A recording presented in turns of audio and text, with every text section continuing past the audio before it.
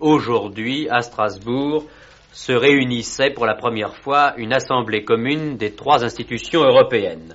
À vous Strasbourg, à vous Michel Leblanc. Ici Strasbourg. Parlement. Histoire et vie du Parlement européen de Strasbourg sur Euradio.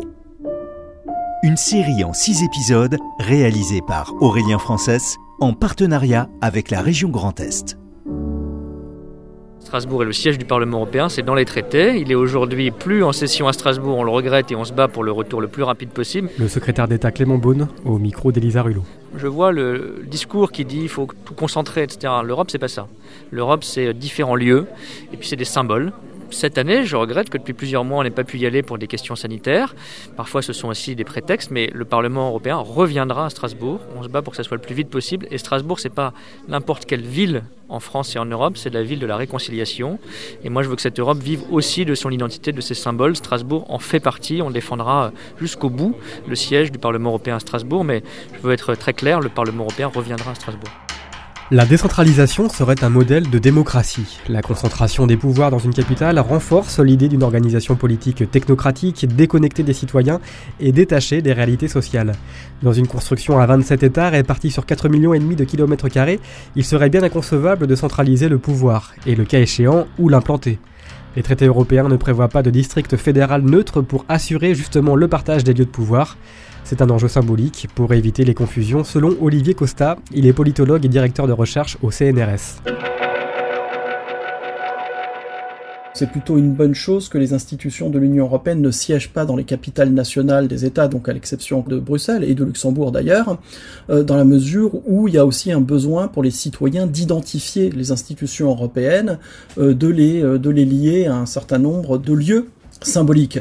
C'est un peu la carte qui a été jouée par la ville de Strasbourg ces dernières années, en essayant de se proclamer capitale de la démocratie en Europe. Strasbourg donc n'est pas une capitale nationale, mais accueille un certain nombre d'institutions européennes qui ont trait à la démocratie, le Conseil de l'Europe, la Cour européenne des droits de l'homme et donc le Parlement européen. Et de ce point de vue-là, il y a cette idée que Strasbourg a vocation à être identifié comme le lieu où s'activent les gens qui défendent une certaine conception de la démocratie à l'échelle européenne, qu'il s'agisse de l'Union européenne ou du Conseil de l'Europe.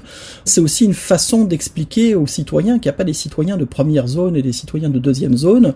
En France, c'est quelque chose qu'on ressent très très fortement, cette idée d'une supériorité de fait des citoyens qui résident à Paris sur les autres qui vivent en région ou en province, comme on dit, de manière extrêmement condescendante. C'est quelque chose qu'on ressent aussi très fortement dans le milieu, par exemple, académique, où si on ne travaille pas à Paris, on est considéré comme étant un professeur, un chercheur de seconde zone. Donc moi je pense qu'il y aurait réellement quelque chose à faire de ce point de vue-là, à déconcentrer des institutions, des ministères, et donc c'est valable à l'échelle européenne aussi, dans diverses villes au plus près des citoyens. Et aujourd'hui, je dirais qu'avec l'évolution des moyens informatiques et des outils de visioconférence, c'est quelque chose qu'on peut raisonnablement penser, parce que se rencontrer physiquement, c'est peut-être plus aussi important que ça l'était il y a 20 ans, on peut accéder à tous les documents en ligne. Enfin, je vois pas quel est l'élément pratique qui aujourd'hui empêcherait les institutions de fonctionner à distance, et on en a la preuve par neuf avec le Covid, puisque toutes les institutions travaillent en visioconférence depuis maintenant quasiment 1 an sans que les gens ne se rencontrent plus et que ça pose aucun problème majeur. Si le Parlement européen ne se réunit qu'à Bruxelles, France Info, novembre 2020. On est foutu, car dans 10 ans, tout sera à Bruxelles. Depuis la Lituanie, même le président s'en inquiète. Le siège strasbourgeois du Parlement européen est mis en danger. Aucune session depuis le début de l'épidémie de Covid. Les députés se réunissent à Bruxelles. Strasbourg subit un boycott sanitaire. À un moment donné, il faut que la primauté soit 1, la santé, 2, la raison, le bon sens. Aujourd'hui, 80% des députés ou 85% des députés en ont marre de faire la navette. Tout est prêt pour la session, les parlementaires sont là et chacun a son opinion. Antenne 2 en 1990. Bruxelles, c'est le centre du pouvoir en Europe. Bruxelles, c'est où se trouve la presse. Alors, Bruxelles. Un rapport voté par l'Assemblée prévoit d'accueillir des sessions parlementaires dans la capitale belge. Pour Strasbourg, c'est un coup de poignard dans le dos. Le bureau du Parlement doit statuer sur la question. On parle de compromis, mais le maire de Strasbourg reste sur ses gardes. Un compromis, tout dépend de quoi il est fait. comment il prend en considération les intérêts de Strasbourg. Moi, ce qui m'intéresse en l'occurrence, c'est de défendre les intérêts de notre ville comme lieu d'accueil du Parlement pendant ces sessions plénières. Cette semaine, Strasbourg se battra pour rester la capitale parlementaire de l'Europe et tous les coups seront permis. Autour d'un verre de Riesling, de quoi parle-t-on? De l'avenir du Parlement européen. Antenne 2, en 1986. Je sais simplement qu'il faudra qu'on se bagarre pour le garder. Et j'espère que les gens en question seront à la hauteur pour le faire. Le Parlement européen a été installé ici contre vents et marées. Strasbourg a toujours été le champ de bataille entre voisins. C'est une bataille de Strasbourg qui dure pratiquement depuis 1952, c'est-à-dire depuis le début de l'Assemblée de la CK qui s'est établie à Strasbourg à titre provisoire. Et depuis lors, le provisoire s'est renouvelé d'année en année pratiquement selon les conseils européens. Malgré son cadre de vie agréable, Strasbourg n'a pas séduit la totalité des 518 députés européens. Anglais, Hollandais, Danois lui préfèrent une autre capitale, Bruxelles. Et finalement, il y a deux approches de cette question du siège du Parlement européen. Le politologue Olivier Costa. Du côté des pro-Bruxelles, on va dire que c'est plus pratique et plus logique que toutes les institutions européennes, à l'exception de la Cour de justice, siègent à Bruxelles parce que ça facilite l'interaction entre la Commission européenne, le Conseil européen et le Parlement européen.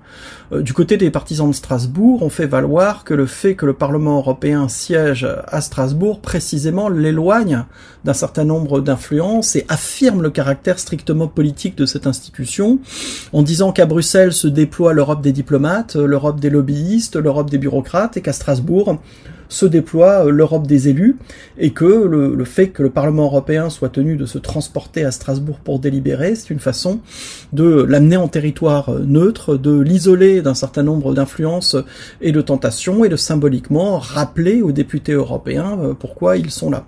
Alors on peut faire valoir aussi que l'Union européenne n'est pas la seule institution qui a comme ça un partage des capitales. Il y a un certain nombre de pays à travers le monde qui ont choisi à dessein d'avoir plusieurs capitales.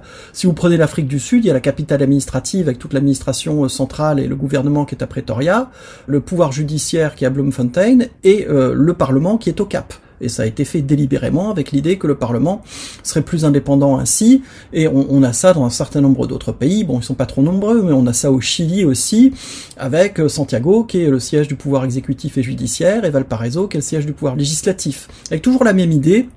On a ça en Malaisie aussi, que le pouvoir législatif doit d'une certaine manière être indépendant dans la pratique, et que la distance géographique l'y aide.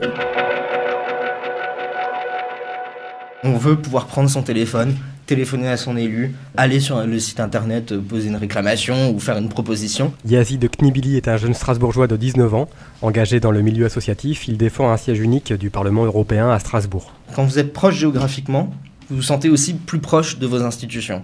Aujourd'hui, c'est à Strasbourg, on se dit européen. C'est bien parce qu'on a le Parlement européen qui est installé, plus que le Conseil de l'Europe, le Parlement européen qui est quand même l'organe représentatif des 500 millions d'habitants de l'Europe. C'est essentiel, il y a un besoin, et on l'a vu en France, on l'a vu avec la crise des Gilets jaunes, il y a un besoin d'être proche de ces élus, proche de ces institutions, de ne pas avoir l'impression que finalement elles sont déconnectées. Et comment est-ce qu'on fait pour qu'elles ne soient pas déconnectées? Il faut qu'elles soient décentralisées. En tant que jeune, la plupart des jeunes en tout cas, se sentent éloignés. Mais ce n'est pas un sentiment qui est propre aux jeunes. Les citoyens en général ont cette impression d'être éloignés de leurs institutions. Il y a un travail de fond à faire là-dessus. Et que ce n'est pas en ayant un Bruxelles d'ici qu'on va arriver à des institutions plus proches des citoyens européens.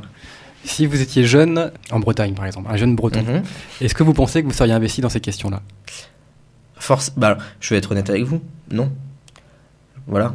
Pourquoi? Parce qu'il y a aussi un contexte qui fait qu'on est engagé pour l'Europe. Si, comme jeune breton, parce que les Bretons sont impactés...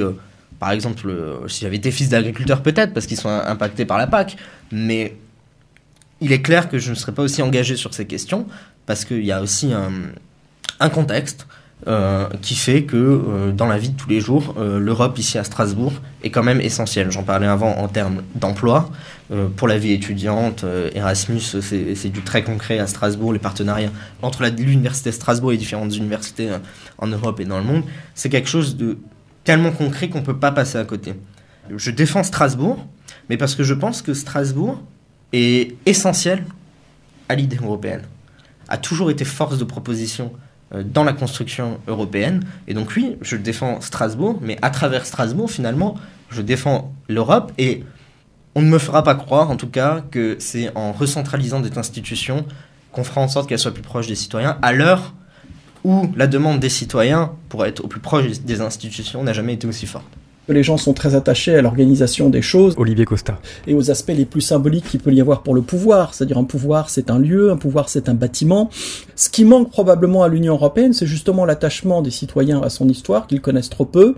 Et on voit bien que la question du siège du Parlement européen est systématiquement abordée sous l'angle extrêmement pragmatique du coût du transport ou de l'impact du bilan carbone du transport, comme si l'Union européenne devait être dégagée de toute obligation de respecter une histoire, de respecter des traditions, de respecter un certain nombre de symboles, et devait sans cesse aspirer à un fonctionnement qui soit le plus pragmatique possible.